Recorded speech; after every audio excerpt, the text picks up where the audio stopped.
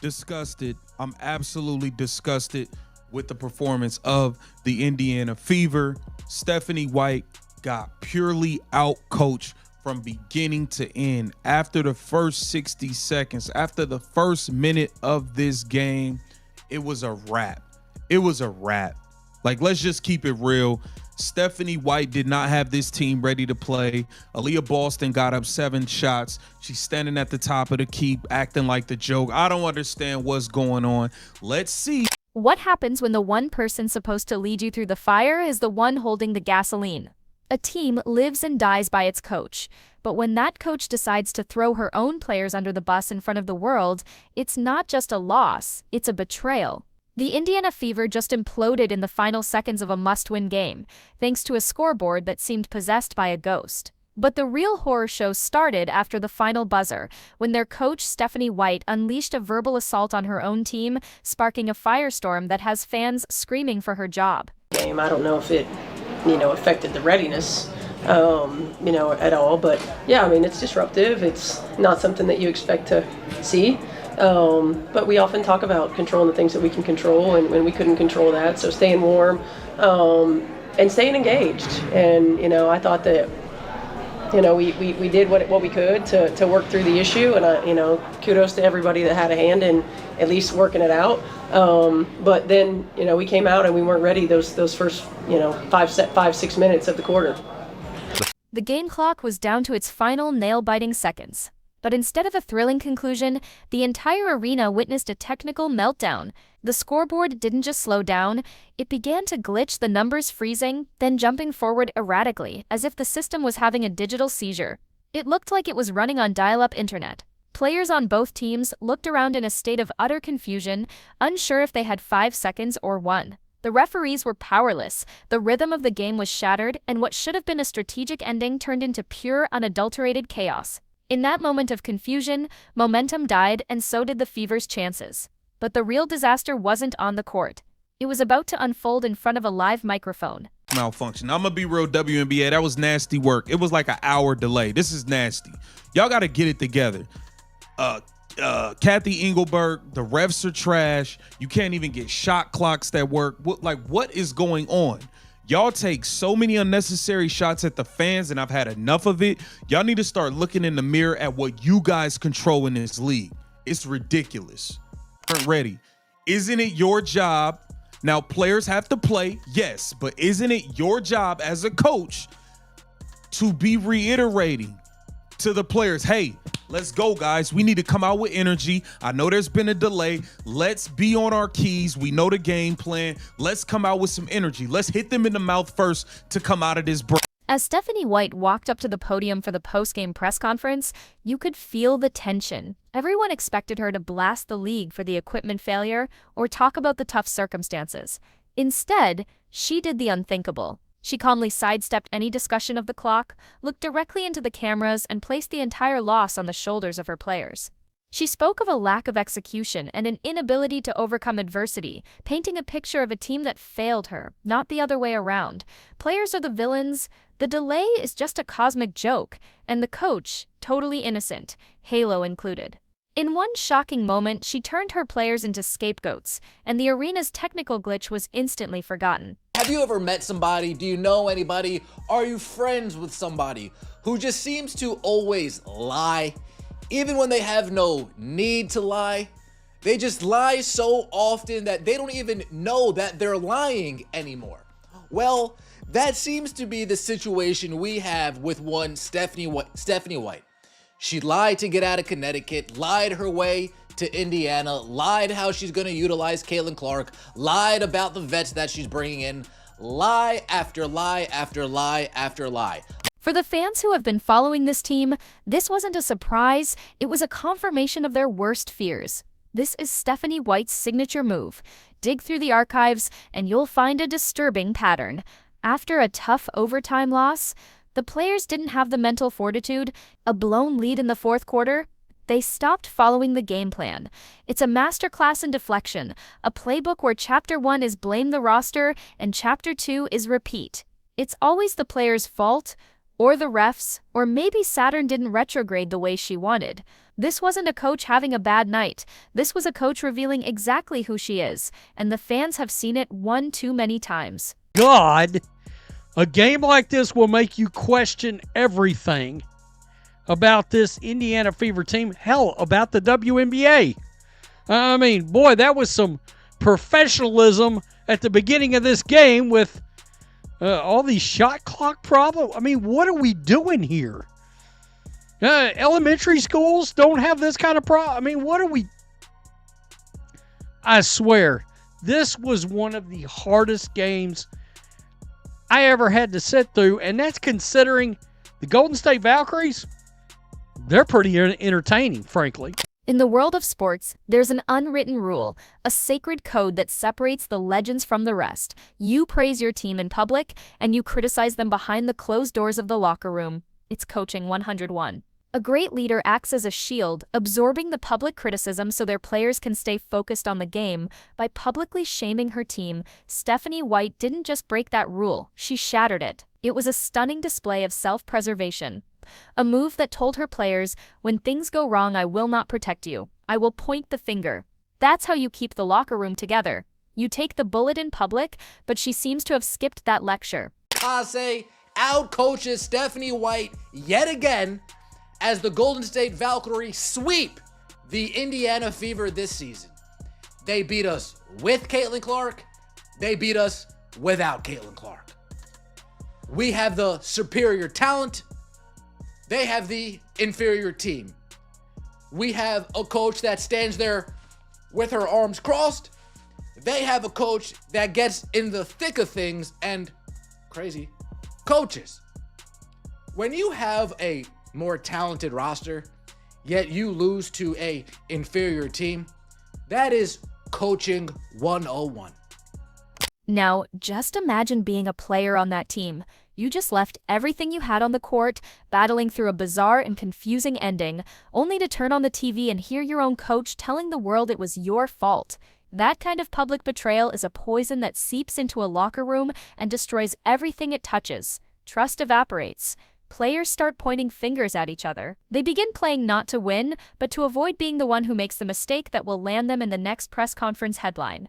One player thinks, she doesn't have my back, and soon the whole team is whispering the same thing. What was that?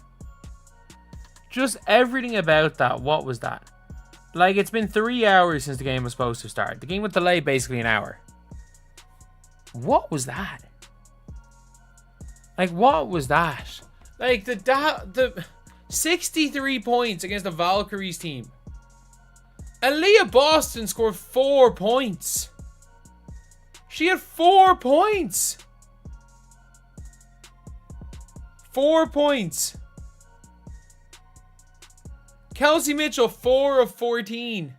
This public blame has a ripple effect that goes far beyond hurt feelings. It changes how the team plays the game. When players fear being publicly shamed for every mistake, they stop taking risks. The creative pass becomes a safe one. The daring shot becomes a hesitant one. They play not with instinct, but with fear. This creates a robotic, predictable style of basketball that's easy for opponents to dismantle. So when White complains about a lack of execution, she conveniently ignores that she's the one creating the culture of fear that paralyzes her players. It's not just bad for morale, it's a tactical disaster of her own making. We have one side, Nyland Akase, who gets the most out of her players, who gets the best out of her players, who draws up plays to get players in a position to win, puts them in a position to succeed. And then we have Stephanie White, who stands on the sidelines with her arms crossed and her head in the clouds. The Indiana Fever got punked tonight. 75-63. This game was close for the first 65 seconds. 65 seconds, we had ourselves a ball game. Let's go back to that on-court chaos for a second.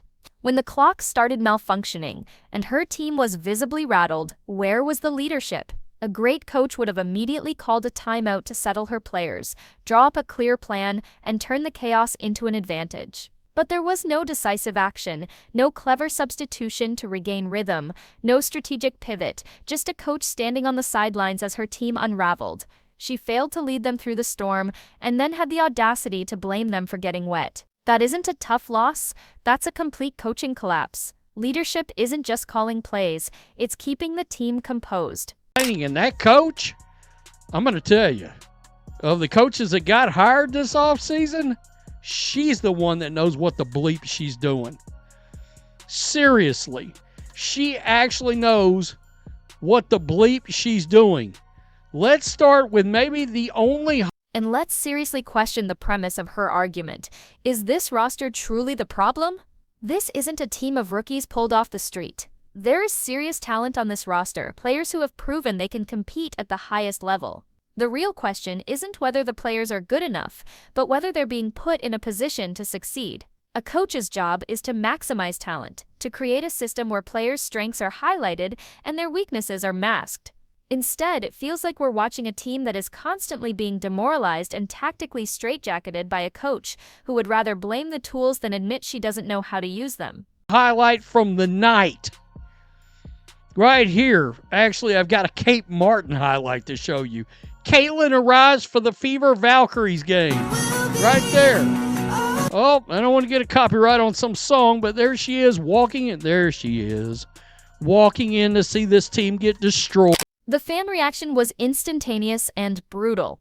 Before White even left the podium, social media was on fire. The hashtag #HashFire White was trending within the hour. Memes depicting her pointing at her own players went viral. One fan joked that her playbook probably has only 2 pages. Blame players and repeat step 1.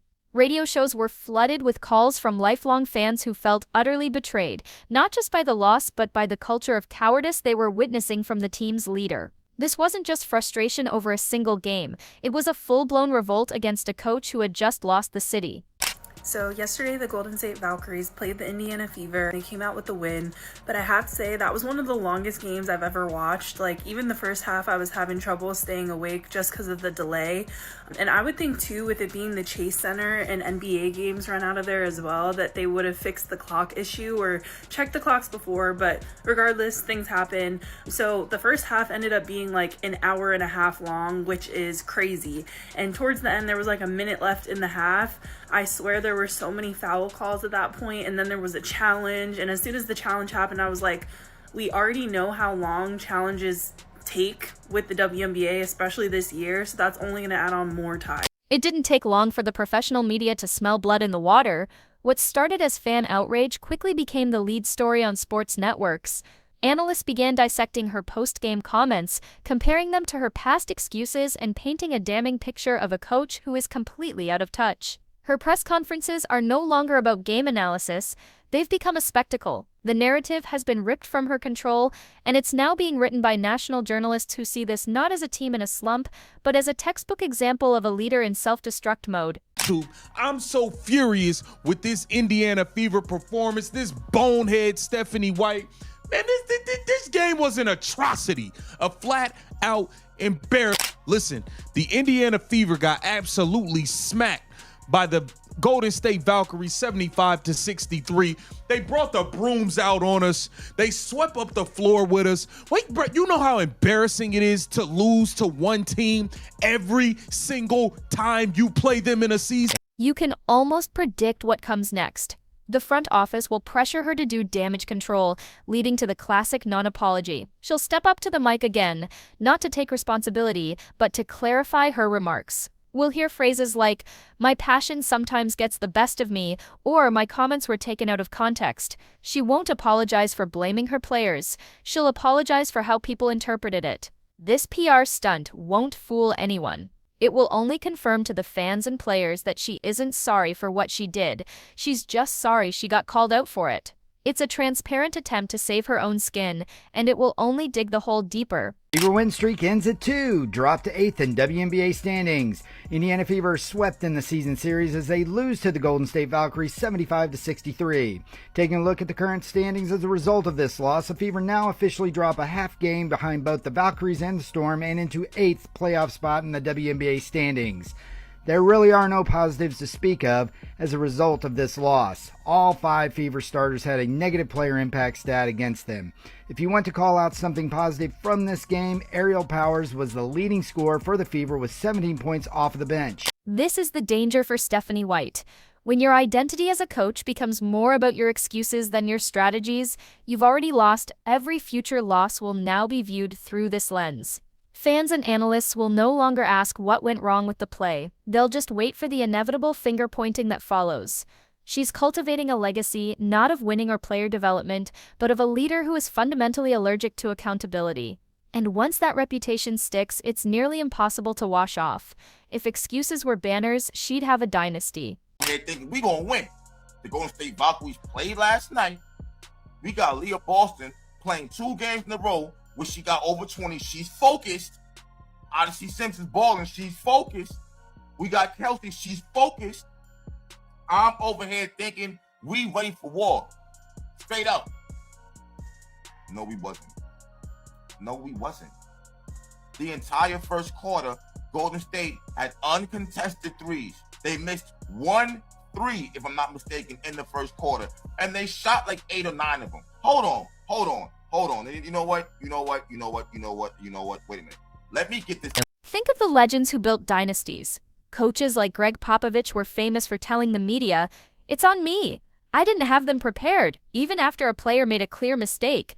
They did that because they understood that loyalty is a two-way street. By taking the blame, they earned their players' undying respect.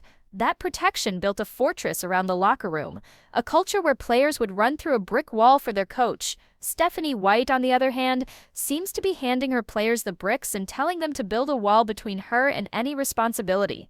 This has now escalated from a coaching problem to a full-blown organizational crisis. The front office is watching a PR nightmare unfold in real time.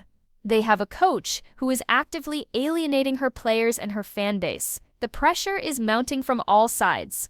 They can't just ignore the deafening roar from the people who buy the tickets and the merchandise. Every day they stay silent, the damage gets worse, and the message they're sending is that this toxic culture is acceptable. Their credibility is on the line right alongside their coaches. The front office is now facing a clear ultimatum: force the coach to change or change the coach.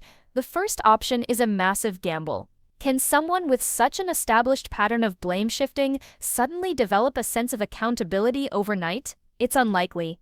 But the second option, firing a coach mid-season, brings its own chaos. Who takes over? Can the team salvage its season? Either way, a decision must be made. The current path is unsustainable. They can either perform a risky surgery to save the patient or watch the disease of distrust consume the entire organization. To be fair, some might say that at the end of the day, professional athletes are paid to perform, and they did fail to make the winning play. But that argument completely misses the point. A coach's job isn't just to draw up plays, it's to cultivate a culture of resilience, trust, and accountability. When adversity strikes like a D***end clock breaking in the final seconds, that's when a coach earns their paycheck. Her job was to lead them through that moment, and in that she failed spectacularly. The players may have missed the last shot, but she abandoned her post long before that. This was never just about one broken clock or one bad loss. It's about the catastrophic failure of a leader to lead. Stephanie White has shown the world that when the pressure is on, her first instinct is to find someone else to blame. Fans don't demand perfection, but they do demand accountability. If accountability were trophies, she would still be ringless. And now the only clock that matters is the one ticking down on her career with this team. Because when that one hits 0, there will be no one left to point the finger at but herself.